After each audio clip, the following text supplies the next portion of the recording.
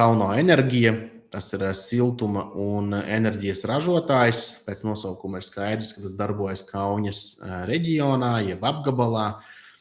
Lielais izaicinājums šeit ir tāds, ka tikai 1,67% no akcijām ir brīvajā apgrozībā, jeb tā nepiedara vai nu valsts pašvaldībām, jeb tās pieder privātajiem investoriem. Attiecīgi ir ļoti zema likviditāte, un uzņēmums nodarbojas ar siltuma ražošanu un attiecīgi ar elektrības ražošanu kā blakus produkts siltuma ražošanai.